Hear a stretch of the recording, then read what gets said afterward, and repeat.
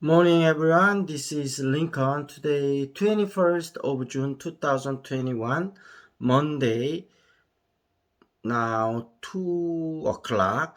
This time I want to talk about SK Innovation.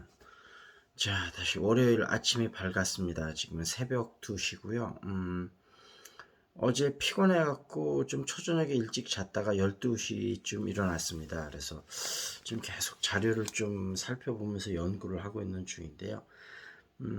SK 이노베이션은 지난 3개월 동안 그때 LG 에너지 솔루션하고 극적인 타결이 있은 이후로 사실 많은 사람들이 관심을 좀 덜 가졌어요. 그 빅 이슈가 끝나다 보니까. 근데 그 이후에 중간중간 조정을 받으면서 꾸준히 우상향을 하고 있고, 저도 비중을 조금씩 늘려나가고 있는데, 계속 우상향 조정받으면서 전체적인 우상향 곡선을 그릴 것 같습니다. 그 가격대가 27만 7천 원, 물론 금요일 날은 1.6% 빠졌습니다만 27만 7천 원이니까 주식이 가벼운 주식은 아니잖아요. 그러니까 이게 앞으로 성장 모멘텀이 크다 보니까 SK 이노베이션은 석유 부분은 물론 요즘 석유 가격이 많이 올라서 그쪽 부분은 플러스가 났고, 그다음에 자동차 배터리 부분은 아직까지는 마이너스인데 올해 3분기 내지 4분기 정도에는 흑자 전환을 할 수도 있을 것 같다는 생각이 드는데, 어찌됐건 뭐라 그럴까요? SK 이노베이션. 갑자기 생각이 안 나네.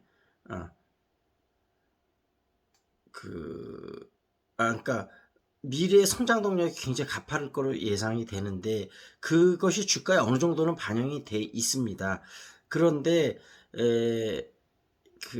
지금 상당히 SK이노베이션이 공격적인 투자를 이어나가고 있지 않습니까? 그래서 공격적인 투자를 이끌어 나가는 비결에는 지금 사실은 탑2가 굉장히 앞서 나가고 있죠. 탑1이 CATL, 그 다음에 LG 에너지 솔루션이 앞서 나가고 있고, 그 다음에 삼성 SDI, 그 다음에 SK이노베이션, 그 다음에 일본의 파나소닉 이렇게 되는데, 물론 그 뒤로 BYD라든지 쭉 있는데, SK 이노베이션은 한 단계 좀 점프를 하고, 그 다음에 사실 1, 2위하고 3, 4위하고 차이가 많이 나잖아요.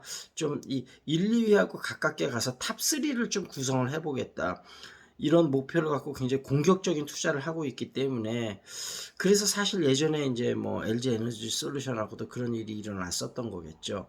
근데 어찌됐건 그런 부분 때문에 지속적으로 성장할 가능성이 되게 높다. 근데 탑3를 쉽게 자신할 수는 없는 게, 삼성 SDI도 지금은 공격적인 투자를 안 하고 있는데, 삼성그룹이 워낙 이게 자본이 되는 회사니까 기회가 되고, 아마 제가 생각할 땐 이재용 부회장이 사면 되면 아마 삼성그룹, 삼성전자에 대한 본격적인 투자를 하겠지만, 삼성 SDI에는 또 본격적인 투자를 할 거기 때문에 정말 앞으로 피 튀기는 3위 싸움이 펼쳐지지 않을까.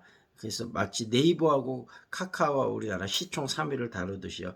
굉장히 재밌을 것 같습니다. SK이노베이션하고 삼성 SDI하고 과연 배터리 사업 부분 누가 3위를 차지하느냐.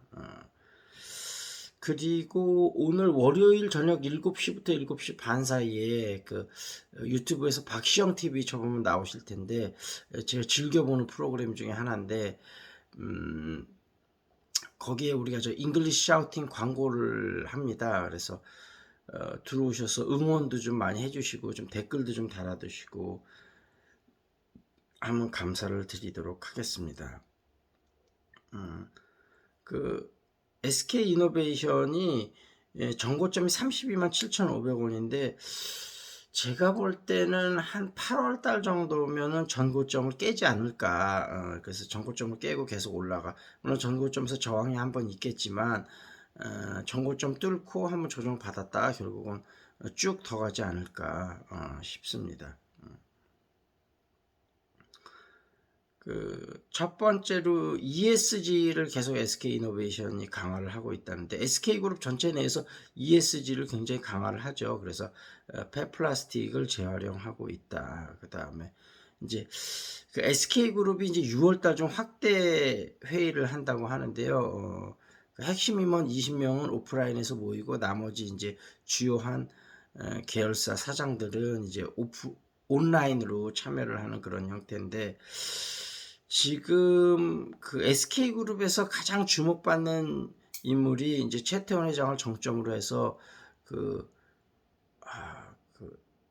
최재원 수석 부회장인가요? 그 사람하고, 그다음에 김준 SK이노베이션 사장, 이분이 또 상당히 능력이 뛰어난 것 같아요. 그래서 김준 SK이노베이션 사장이 최태원 회장의 브레인 중에 한 명이라 그러더라고요. 그래서 이제 그 면면을 쭉 보니까 충분히 그럴만하다, 그런 생각이 듭니다. 그래서 원래 이제 10월 달에 가장 큰 SK그룹 회의가 있고, 6월 달에는 중간 회의 점검으로 상반기 때 좀 어땠고 우리가 좀 점검해야 될 사항이 어떤 게 있나 이렇게 논의를 한다고 하는데, 2017년에 딥체인지를 들고 나왔거든요. 그래서 딥체인지의 어떤 실행 방안의 하나로 2018년에는 그 사회적 가치, 그 다음에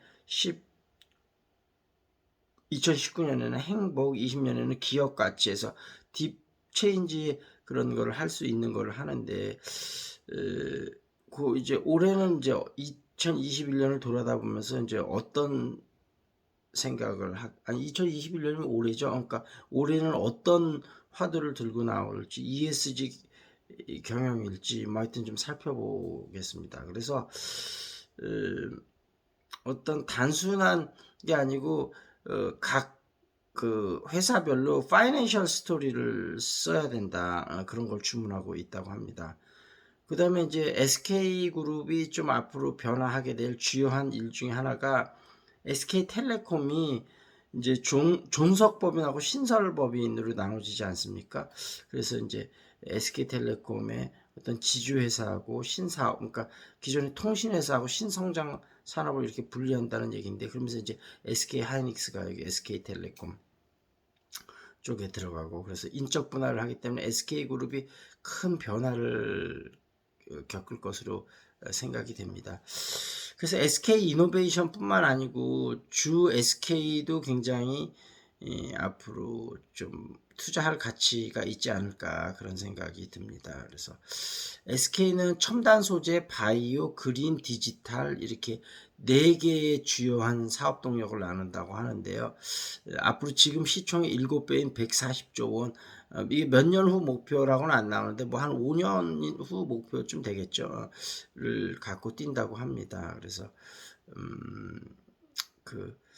제가 볼 때는 SK이노베이션, SK텔레콤, 그다음에 주 SK, 이게 SK이노베이션이 그래도 이 3개 중에선 제일 좀 잘 움직일 것 같고요. 그 다음에 SK텔레콤하고 주 SK도 장기적인 전망으로 봤을 땐 쭉 들고 나가면 분할로 조금씩 투자, 저도 그런 전략을 좀 쓰고 있거든요. 하셔도 나쁜 선택은 아니다, 그런 말씀을 드리도록 하겠습니다. 자, 그러면 SK이노베이션이 좀 제가 조사한 게 많아서 한 2편 정도로 나눠서 설명을 해야 될 것 같습니다. 그래서 1편은 이 정도에서 마무리를 짓고, 그 다음에 이제 다른 책을 조금 더 살펴보도록 하겠습니다. 아웃라이어, 이 책을 좀 한번 보겠습니다. 비행기 사고에 대해서 계속 얘기를 했었잖아요. 라트와트는 조종실이 조용하다는 것은 있을 수 없는 일이라고 했다. 그 이유를 설명하며 그는 자신이 그날 아침 두바이에서 날아오며 겪은 일을 들려주었다. 갑자기 뒷좌석에 앉은 녀석이 구토를 하더니 졸도를 하고 말았다. 그녀의 남편은 영어도 힌두어도 펀자브어도 할 줄 몰랐죠. 그와 대화할 수 있는 사람은 아무도 없었습니다. 그 일이 벌어졌을 때 저는 막 모스크바를 지나고 있었지만 모스크바로 돌아갈 수 없다는 것을 알았습니다. 모스크바에 착륙한 무슨 일이 벌어질지 전혀 알 수가 없으니까요. 저는 부기장에게 헬싱키로 가자고 했습니다. 라트와트가 당면한 문제는 그들이 예상 거리의 절반도 날아오지 않았기 때문에 착륙을 시도하기엔 탱크에 너무 많은 연료가 남아있다는 것이었다. 착륙이 가능한 최저 무게를 60톤이나 초과하고 있었죠. 그때 저는 선택을 해야만 했어요. 연료를 버릴 수도 있었지만 그러면 아래에 있는 나라들이 싫어하겠죠. 러시아 측에서 발티크의 연료를 버리고 오라고 했을지라도 40분을 낭비할 테고 그러면 그 승객은 목숨을 잃을 수도 있었습니다. 그래서 어디든 착륙하기로 했죠. 제가 결정했습니다. 그것은 기체가 무거운 상태에서 착륙을 시도한다는 의미다. 또한 그 무게의 비행기를 다루는 것은 자동 착륙 시스템에 설정되어 있지 않아 수동으로 착륙해야 한다는 뜻이기도 했다. 제가 조종관을 잡았습니다. 부드럽게 땅에 내려앉지 않으면 구조적 파손을 겪을 위험이 있었죠. 진짜 큰일이 일어날 수도 있습니다. 무게가 많이 나가면 제 성능이 다 발휘되지도 않습니다. 아, 그렇군요. 활주로로 내려가다가 다시 상승해야 할 때 고도를 회복할 수 있을 만큼의 양력.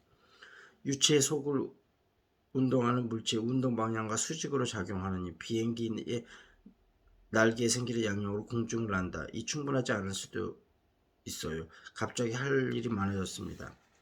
여러 개의 공으로 저글링 하는 것이나 마찬가지죠. 더욱이 제대로 해내야만 합니다. 긴 비행 구간이었기 때문에 조종사가 2명 더 있었어요.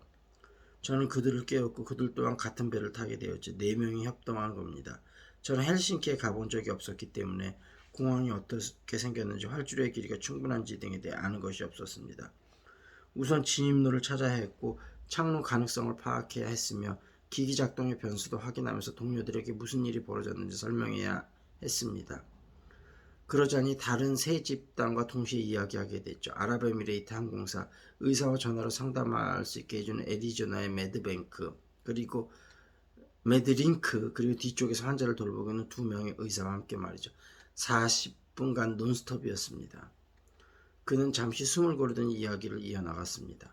헬싱키의 날씨가 좋았던 것은 행운이었어요. 나쁜 날씨를 무릅쓰고 무거운 비행기를 익숙하지 않은 공항에 착륙시키는 것은 좋지 않죠. 선진국 핀란드답게 사태에 유연하게 대처했고 이미 준비가 끝나 있었어요. 저는 그들에게 기체가 무겁다, 맞바람을 맞으며 착륙하고 싶다라고 말했습니다. 그런 상황에서는 속도를 낮춰야 하죠. 그들은 문제없다고 대답했습니다. 그리고 평소에 쓰던 방향과 반대쪽으로 우리를 인도했어요. 우리는 평소 같으면 소음 문제로 접근할 수 없었던 도시비 상공을 통해 공항에 들어갔습니다. 이 정도까지. 그러니까 비행기가 연료가 많으면 무거워서 착륙하기가 굉장히 힘들다는 거, 그건 제가 모르고 있는 사실이었는데 굉장히 재밌는 사실을 또 하나 알게 됐네요. 자, 여기서 마치고 좀 이따가 또 2편을 한번 찍어 보도록 하겠습니다. 자, 여기서 마치겠습니다. 감사합니다. That's it. This is Lincoln. See you next time.